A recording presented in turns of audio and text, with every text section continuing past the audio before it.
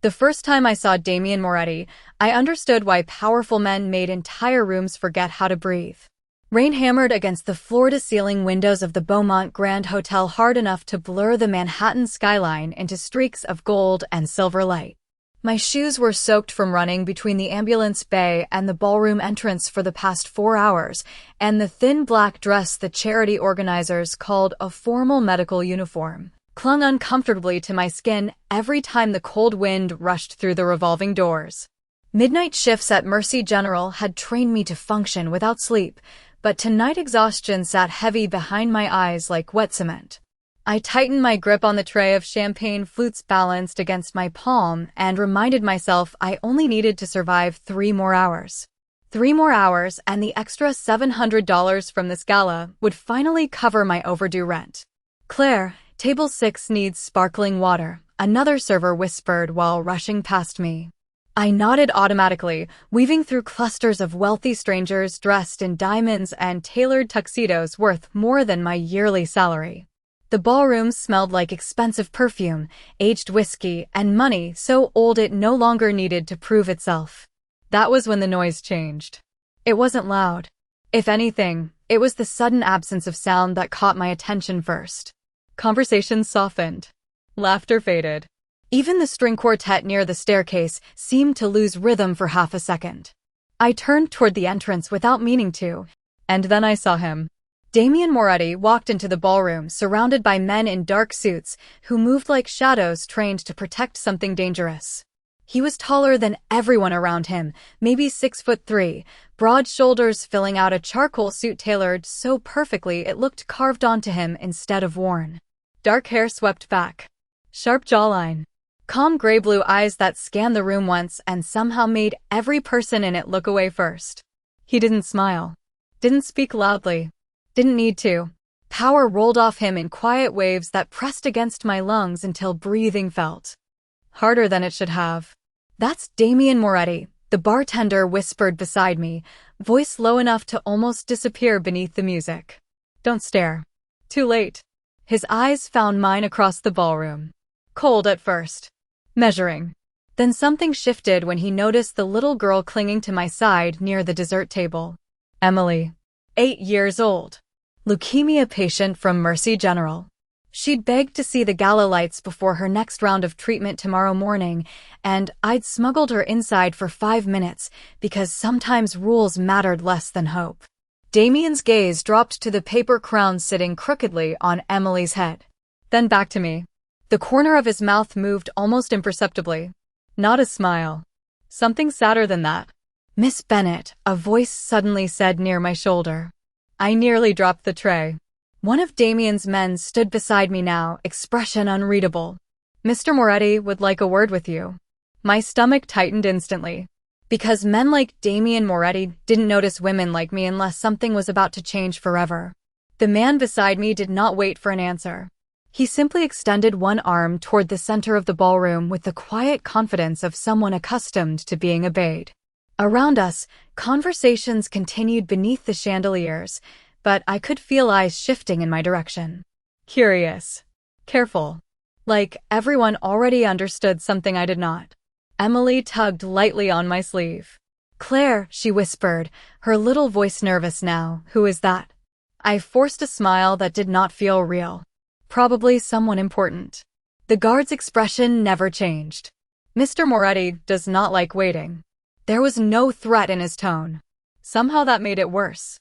I handed my tray to another server with shaking fingers and crouched beside Emily first. "You stay with Melissa, okay? 5 minutes." Emily nodded reluctantly, clutching the paper crown tighter against her chest while another nurse guided her toward the dessert table. The moment I straightened, I felt it again. Damien watching me. Not casually. Intently. Like he was trying to solve something. I followed the guard through the ballroom, heels sinking into thick carpet while rain streaked the windows beside us in silver rivers. Up close, the luxury around me became overwhelming. Crystal chandeliers. Marble pillars. Men laughing over million-dollar deals while violin music floated through the air soft as smoke. And at the center of it all stood Damien Moretti, one hand resting loosely in his pocket while the other held a glass of amber whiskey untouched by his lips. He looked even more intimidating from a few feet away. Not because of size. Because of control. Everything about him felt controlled. The stillness in his posture. The calm in his eyes.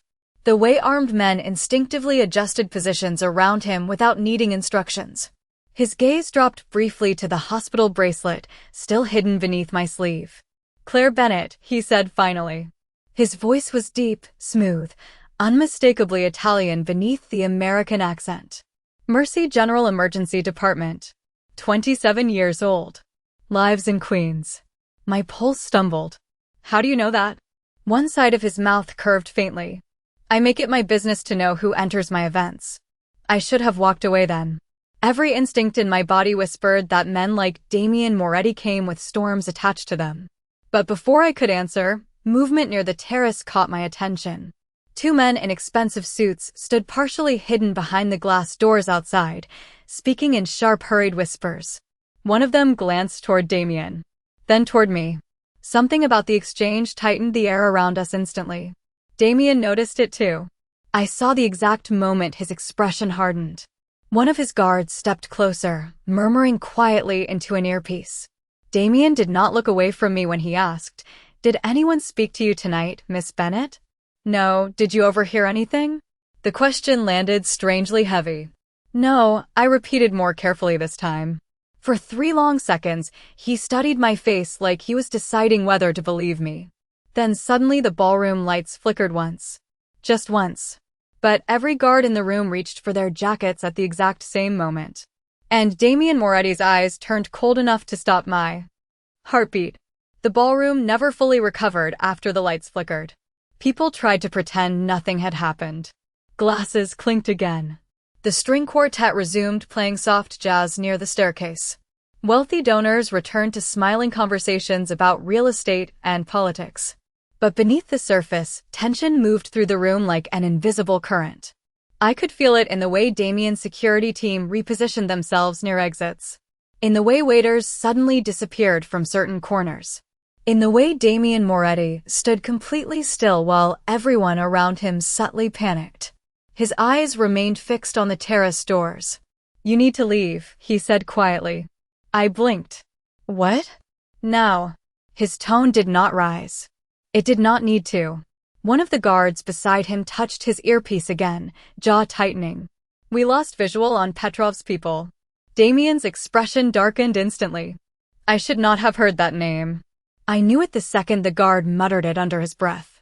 Because Damien looked at me immediately afterward like he was calculating risk. My stomach tightened. "I really should get back to work," I said carefully, trying to ignore how suddenly cold the ballroom felt. "Claire." Hearing my first name in his voice did something strange to my heartbeat. Calm. Controlled. Dangerous. "Go find the little girl you brought here tonight," he said. "Then leave through the east elevator with Matteo." "How do you know about Emily?" For the first time, something almost human flickered across his face. "Tiredness, maybe. Because you spent 20 minutes teaching her how to fold napkins into swans while everyone else in this room ignored her." I stared at him. Men like Damien Moretti were not supposed to notice things like that. Another flicker of movement outside the terrace pulled his attention away. One of the men near the glass doors suddenly vanished into the rain beyond the balcony. Damien cursed softly in Italian. The sound sent every guard around him moving at once. "Go," he ordered. I turned instinctively toward the dessert tables where Emily had been sitting only minutes ago. Empty. My pulse spiked instantly. "Where is she?" Panic sharpened my voice before I could stop it. I scanned the ballroom harder this time. No paper crown. No tiny pink sweater. Nothing. "Emily?" I called, already moving through the crowd. No answer. The music sounded louder suddenly. The ballroom brighter. Suffocating. I pushed past clusters of guests, heart slamming against my ribs. "Emily." A small hand finally appeared near the hallway leading toward the service elevators. Relief hit me so hard my knees nearly gave out. Emily stood there beside a tall man in a gray suit I did not recognize. His hand rested lightly on her shoulder. Smiling. Wrong. Everything about him felt wrong.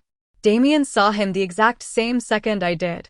The temperature in the room seemed to drop 20 degrees. "Claire," Damien said sharply behind me. But it was already too late. Because the man in gray reached inside his jacket at the exact moment Emily looked up at me and whispered, "Why does he have a gun?" Everything happened too fast after that. Emily's small voice barely faded before Damien moved. 1 second, he stood across the ballroom surrounded by security and polished marble elegance.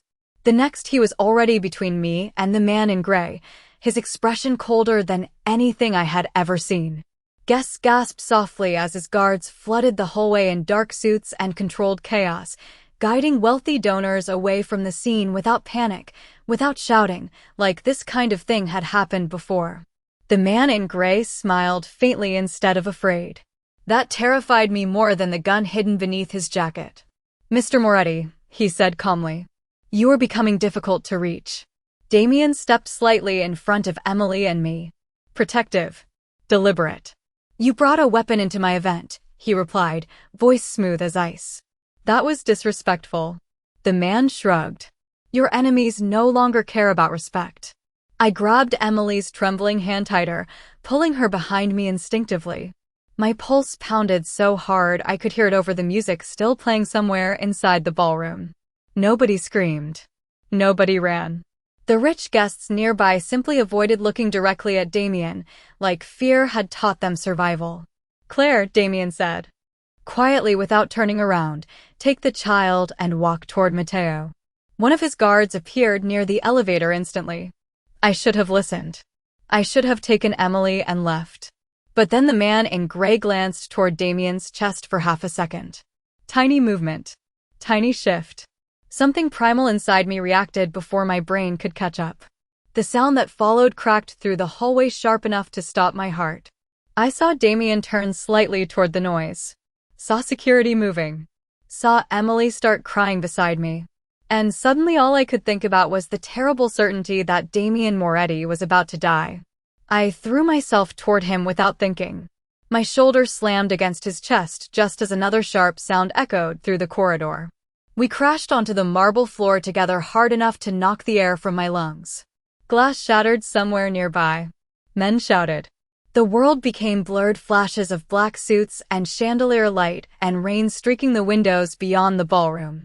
Damien's arm wrapped around my waist instantly, pulling me tightly against him while security surrounded us. "Claire." His voice sounded different now. Rougher. Not controlled anymore. His hand moved frantically across my shoulder where pain burned hot beneath my skin. "Look at me." I tried to answer, but breathing hurt suddenly. Warmth spread beneath my sleeve. Damien stared at the blood staining my dress, and something inside his face broke apart completely. The most feared man in New York looked terrified. Truly terrified.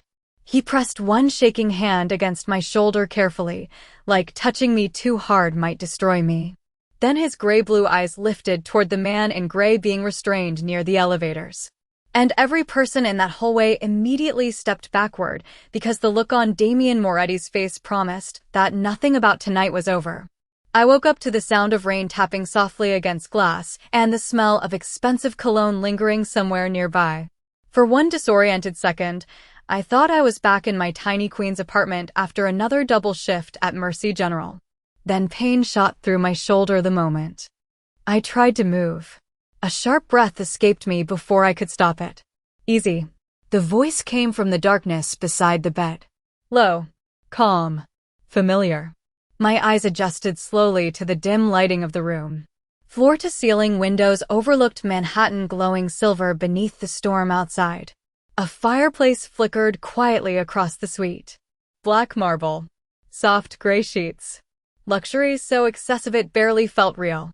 And sitting beside me in the same bloodstained charcoal suit from the gala was Damien Moretti. He looked terrible. Exhaustion shadowed his eyes. His dark hair was slightly disheveled now, like he had been dragging his hands through it for hours. He had not shaved. Had not changed clothes. Had not left. The realization settled strangely in my chest. "Emily," I whispered immediately, panic cutting through the fog in my head. "She is safe," Damien answered before I could try sitting up again. She is with one of my doctors downstairs.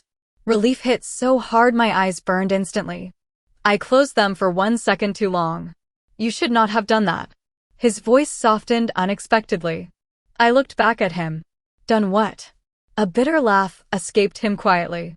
Thrown yourself in front of me like your life meant nothing. The memory crashed back all at once. The hallway. The gun. Damien's face seconds before I pushed him down. My stomach tightened. Are you okay? The question slipped out before I could stop it. Something unreadable crossed his expression then. Not surprise exactly. Something deeper. More dangerous. Claire, he said carefully, you were injured protecting me and somehow you are still asking if I am okay. I looked away toward the rain outside because I suddenly did not know how to explain myself. Nurses did not stand still while people got hurt. It was instinct. Training. Humanity. But Damien Moretti stared at me like I had rewritten something inside him. Silence stretched between us, heavy and warm beneath the storm outside. Then his phone buzzed sharply against the table beside him. The shift in his face happened instantly the moment he answered. Cold again. Controlled. Speak. I could not hear the voice on the other end clearly, only fragments. Security breach. Missing vehicle. East River cameras. Damien stood slowly from the chair beside my bed, every muscle in his body tightening beneath the wrinkled suit. Find them, he said quietly into the phone. Too quietly. That frightened me more than shouting would have. He ended the call and turned back toward me. The softness from moments ago disappeared completely. What happened? I asked carefully. Damien held my gaze for a long second before answering. The man from tonight was not working alone. Rain cracked harder against the windows. Somewhere deep in the penthouse, alarms suddenly began ringing. The alarm stopped after only 10 seconds, but somehow the silence afterward felt worse. Damien crossed the suite in 3 long strides and opened the bedroom door before I could ask another question. 2 men in black suits waited outside immediately, both armed, both tense. Lock down the north elevators, Damien ordered. Nobody enters this floor without my approval. Yes, boss. The door closed again, muting the sound of hurried footsteps beyond the hallway. I stared at him from the bed, my pulse slowly climbing all over again. You keep saying things like that, I said quietly. Like this is normal. Damien loosened the cufflinks on his sleeves without looking at me. For my world, it is. Rain flashed silver across the windows behind him, illuminating the sharp angles of his face for one brief second. God, he looked exhausted. Not physically. Deeper than that. Like someone who had spent too many years carrying things too heavy to survive untouched. You should go back to sleep, he said finally. Your body needs rest. I am not tired. The lie sounded weak even to me. He noticed. Of course he noticed. Damien stepped closer to the bed, his expression unreadable. Claire. My name sounded different in his voice now. Softer. More careful. You lost blood protecting a man you barely know. I know enough. His jaw tightened slightly at that. No, he said quietly. You really do not. The room fell silent except for the storm outside. I watched him loosen his tie slowly, movements controlled despite the tension radiating off him. Then I saw it. His hands. Tiny tremor. Barely visible. But there. Something inside my chest shifted unexpectedly. You have not slept, I said before thinking. Damien looked almost surprised that I noticed. There were complications tonight. Because of me? He stared at me for a long moment. Because someone touched what was under my protection. My heartbeat stumbled hard enough to hurt. He said it calmly. Not flirtatious. Not possessive in the way normal men might mean it. Worse. Absolute. Like Damien Moretti had already decided my safety belonged to him now whether I agreed or not. I should have been terrified. Maybe part of me was. But another part remembered the way he looked kneeling beside me on that marble floor. Terrified I would stop breathing. His phone buzzed again. Damien glanced down at the screen and the coldness returned instantly. What is it? He asked. A pause. Then his expression darkened. How many? My stomach tightened. He turned away slightly while listening. East River. Warehouse cameras. Vehicle abandoned. Missing female. The last words made my skin go cold. Who is missing? I asked the second he lowered the phone. Damien did not answer immediately. That alone terrified me. Finally, he looked at me, eyes sharp and storm-dark beneath the dim lighting. One of the nurses from your hospital disappeared 20 minutes ago. The room suddenly felt too small to breathe in. What? Whoever came after me tonight is sending a message. His gaze locked onto mine. And Claire, I think you were always the real target. The words hit harder than the pain in my shoulder. That does not make any sense, I whispered. I am nobody. Damien's expression turned strangely hollow at that. Nobody does not throw themselves in front of bullets for strangers. Thunder rolled across Manhattan, rattling the windows softly, while the city lights flickered below us like distant stars drowning in rain.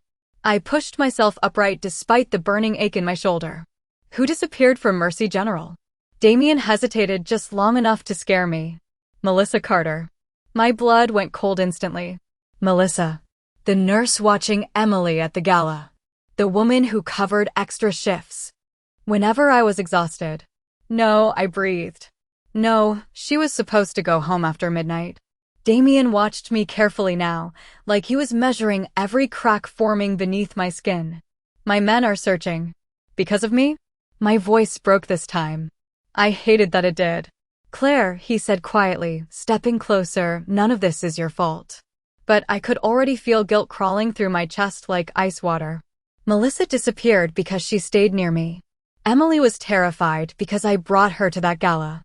And somewhere beneath all of it sat the terrible truth that every bad thing tonight connected back to Damien Moretti. He saw the realization happen on my face. You should hate me right now, he said softly. The honesty in his voice startled me more than anger would have. I looked up at him. Really looked this time. At the exhaustion beneath his eyes. At the tension pulling across his shoulders. At the way he kept checking the monitors near my bed like he needed proof I was still breathing. Men like Damien were supposed to be monsters in expensive suits. Untouchable. Merciless. But sitting across from me now looked less like a king and more like a man carrying too much grief alone.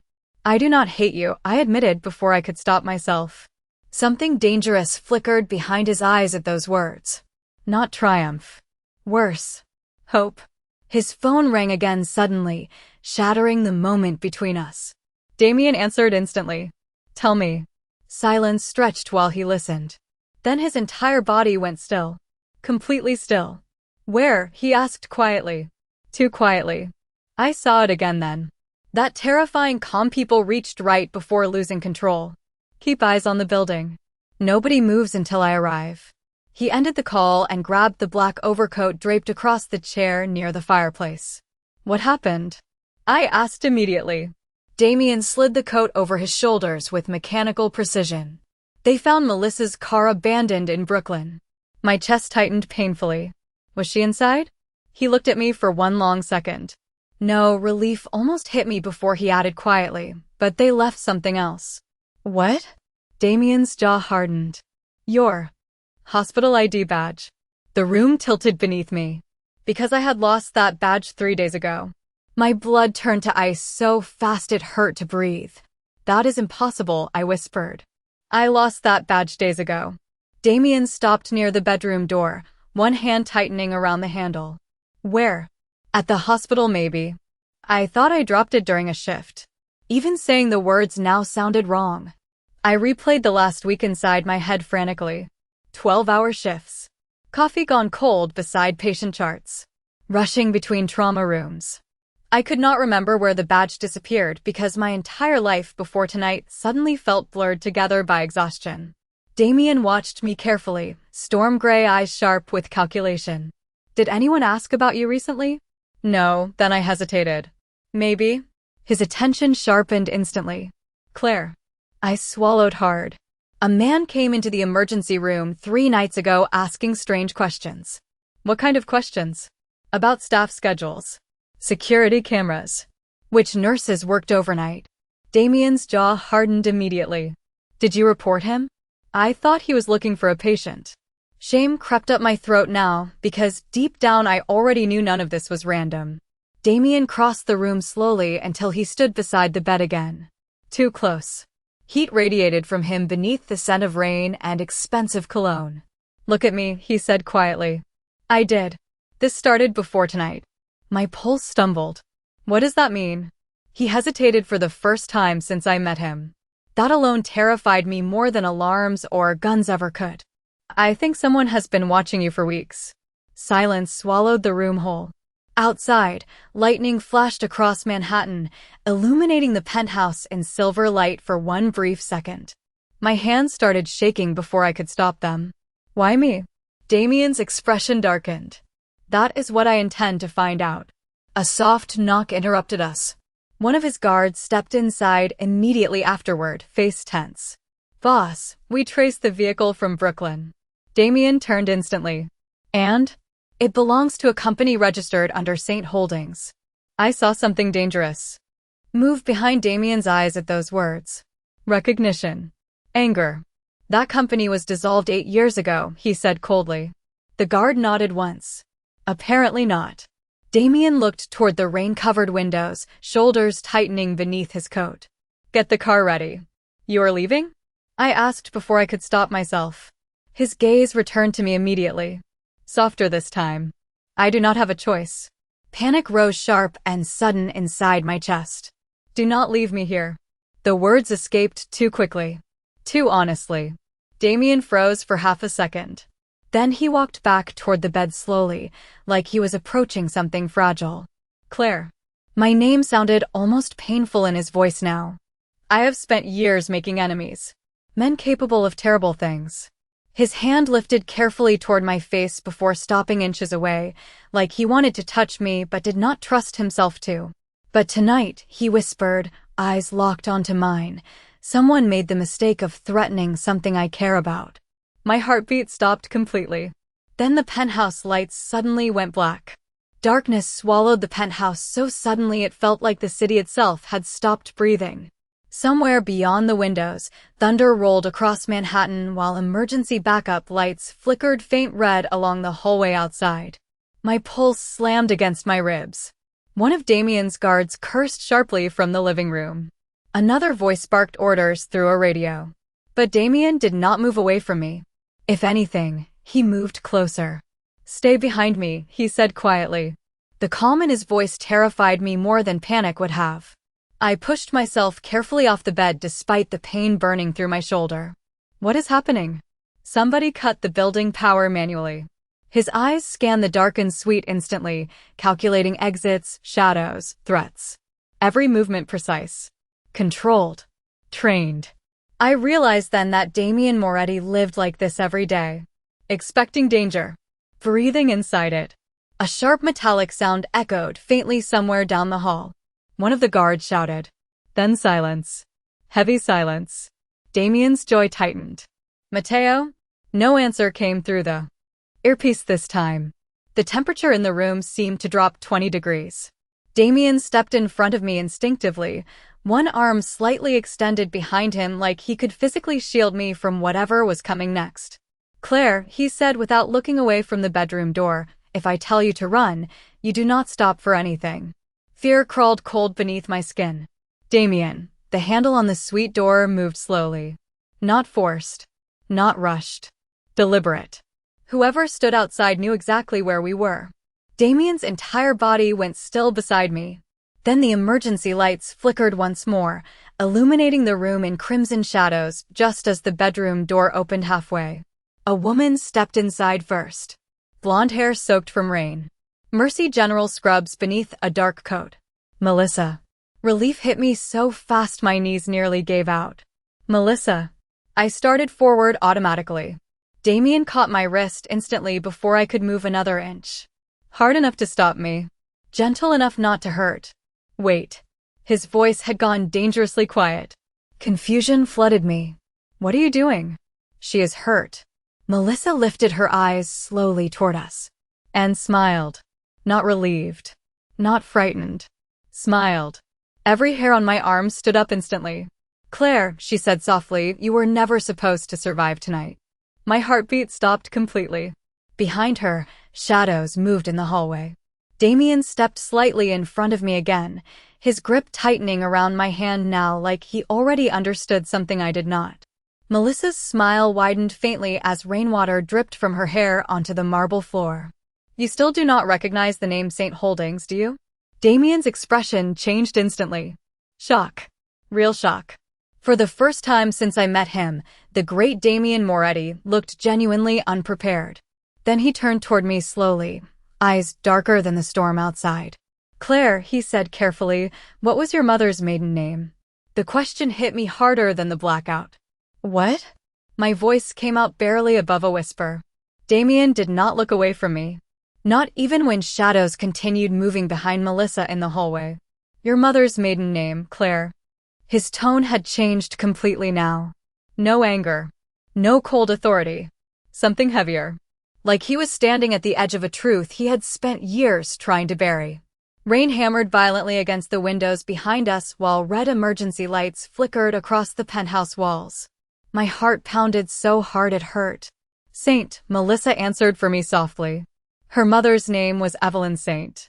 The room tilted beneath my feet. How do you know that? I asked.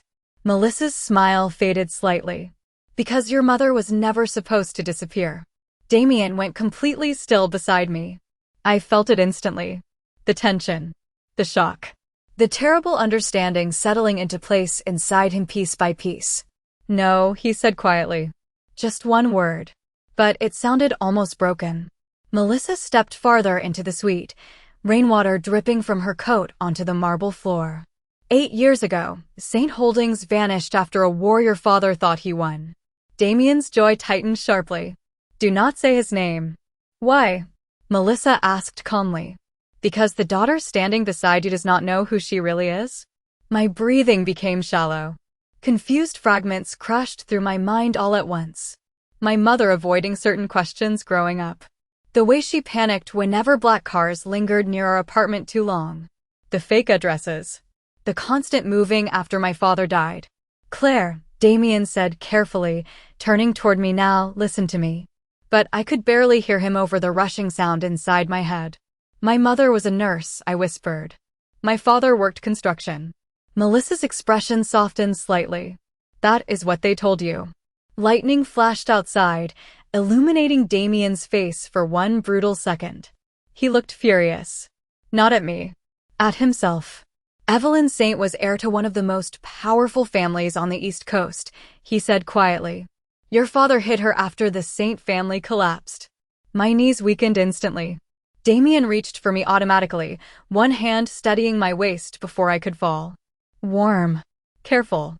Protective. Why would anyone come after me now? I whispered. Melissa answered this time. Because someone finally discovered. Evelyn Saint had a daughter. Silence swallowed the room whole. Then another realization hit me all at once. The gala. I looked toward Damien slowly. They were not trying to kill you. His expression darkened. No, the truth settled between us like ice. I had thrown myself in front of Damien believing I was saving him. But the bullet had always been meant for me. A sudden sharp sound echoed from somewhere deeper inside the penthouse. Glass breaking. Damien moved instantly, pulling me behind him. The softness disappeared from his face completely now. Stay close to me. Another crash echoed through the darkened suite, followed by hurried footsteps outside the hallway. Melissa's expression changed for the first time. Fear. Real fear. Then one of Damien's guards burst through the doorway breathing hard. Boss, he said urgently, they are already inside the building. The moment the guard spoke, the entire penthouse shifted into controlled chaos. Men moved through the darkened hallways with quiet urgency, voices low through hidden earpieces while thunder shook the windows overlooking Manhattan. Damien did not hesitate for even a second. His hand closed around mine immediately, firm and steady, grounding me before panic could fully take hold. Take Claire through the west corridor, he ordered sharply. Nobody uses the elevators. Damien, Melissa interrupted suddenly, stepping forward from the doorway. If they know she is here, they already expected you to run. Damien's eyes snapped toward her instantly. Cold enough to cut glass. Then speak carefully before I decide you are part of this. Melissa swallowed hard. For the first time since entering the suite, she looked genuinely afraid of him. "I helped hide her mother 8 years ago," she said quietly. "I am trying to keep Claire alive." Silence followed those words like a held breath. My head spun trying to process everything at once. My mother. St. Holdings. Damien somehow connected to all of it. None of it felt real. I tightened my grip against the edge of the bed to steady myself, but Damien noticed instantly. Of course he did. His attention returned to me immediately, expression softening for one brief second beneath the emergency lights. "Can you walk?" I nodded even though my shoulder burned with every breath. "Good." His thumb brushed lightly against my wrist before disappearing almost too fast to notice. "Stay beside me." Another loud crash echoed somewhere below us. Closer this time. One of the guards near the hallway muttered a curse under his breath. They breached the north stairwell. Damien's jaw tightened sharply. "How many?" "Unknown." Rain lashed violently against the windows while the backup lights flickered again, throwing the penthouse into brief darkness before returning red and dim. The atmosphere felt suffocating now. Heavy. Like the entire building was holding its breath before something terrible. Damien guided me carefully into the hallway, one hand protectively against my back, while guards surrounded us in a moving wall of black suits. Nobody spoke loudly. Nobody panicked. They moved like men trained for this exact nightmare. But I noticed something that frightened me more than the alarms. Damien kept checking behind us. Not for himself. For me. Every few seconds his eyes found mine again, like he needed visual proof I was still there. We reached the west corridor just as another guard rushed toward us from the opposite direction, breathing hard. "Boss," he said urgently, "they accessed the security archive." Damien stopped instantly. "What?" "They downloaded files from 8 years ago." The color drained from Melissa's face behind us. Damien's expression darkened into something lethal. "Which files?" The guard hesitated. "Project Saint." My pulse stumbled painfully. Damien looked toward me slowly then. Too slowly. "Claire," he said carefully, "there is something your mother never told you." Before I could answer, the emergency lights died completely. Real darkness swallowed the corridor this time. And somewhere only a few feet away from us, a familiar male voice spoke quietly from the shadows. "You should have left the girl buried in the past, Damien."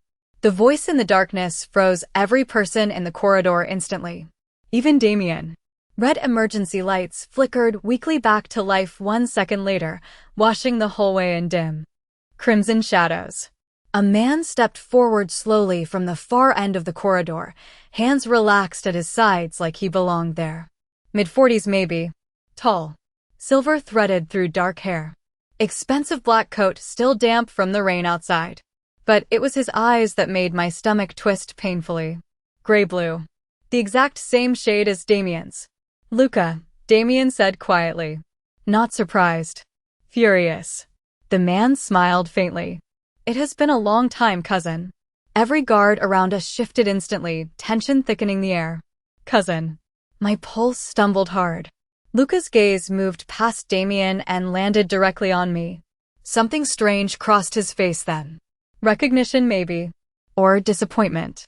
"She looks exactly like Evelyn," he said softly. My chest tightened painfully at my mother's name.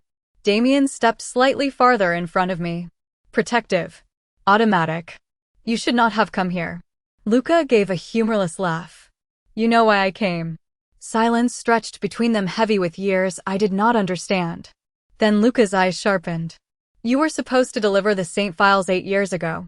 My breath caught. Damien's jaw tightened. The child was innocent. And, because of that decision, Luca replied calmly, "Our family lost everything." Thunder shook the windows again while rain streaked down the glass walls surrounding the corridor. Nobody moved. Nobody breathed too loudly. I felt like I had stepped into the middle of a war that started long before I was born.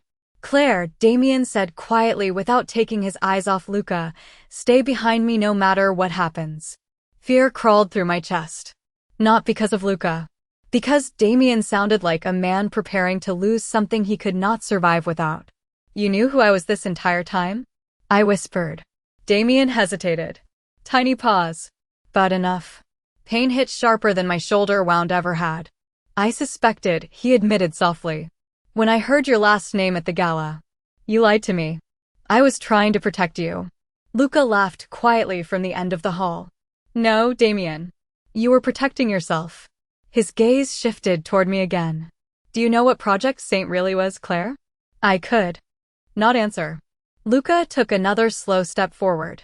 Your mother did not run away from that world. She stole something from it. Damien's voice dropped dangerously low. Enough. But Luca ignored him completely. 8 years ago, Evelyn Saint disappeared with evidence capable of destroying half the most powerful families in New York. My pulse roared inside my ears. What evidence? Luca's eyes locked onto mine. A ledger. The word landed like thunder between us. Damien closed his eyes briefly. 1 second only. Regret carved across his face so deeply it almost looked like grief. Then Luca spoke again quietly. And according to those files, Claire, your mother hid it somewhere before she died. The word ledger echoed through the corridor like a death sentence. Rain battered the glass walls around us while red emergency lights painted Damien's face in shadows and blood-colored flashes. I could barely breathe. My mother hid evidence? I whispered. Luca's expression softened almost sadly. Your mother was smarter than everyone around her. Damien finally stepped forward, putting himself fully between Luca and me now. Claire does not know anything about the ledger. Not consciously, Luca replied. But Evelyn Saint trusted no one. Not even the man she died protecting. My heartbeat stopped for one terrible second. Damien's shoulders tightened visibly. Do not talk about her. The emotion beneath his voice stunned me. Not anger. Pain. Real pain. I looked at him slowly. You knew my mother. Silence answered first. The storm outside seemed louder suddenly. Heavier. Damien stared at the floor for half a second before lifting his eyes back to mine. And for the first time since I met him, the feared Damien Moretti looked vulnerable. I loved her, he admitted quietly. The corridor went completely silent. Even Luca stopped moving. My chest tightened so sharply it hurt. What? Damien swallowed once, jaw hard with restraint. 8 years ago, Evelyn Saint disappeared to protect you. His eyes locked onto mine. And I failed to stop it. Pieces crashed together violently inside my head. The fear in my mother's eyes growing up. The constant moving. The hidden photographs she kept locked away in old boxes. One memory surfaced suddenly so clearly it made my stomach twist. I was 12 years old. My mother standing at the kitchen sink staring out the window while rain fell outside. Whispering one sentence I never understood until now.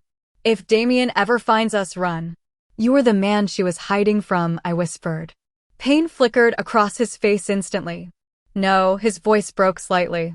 I was the man trying to save her. Luca laughed softly from the shadows. And look how beautifully that worked out. Damien ignored him completely. His attention never left me now. Claire, listen carefully.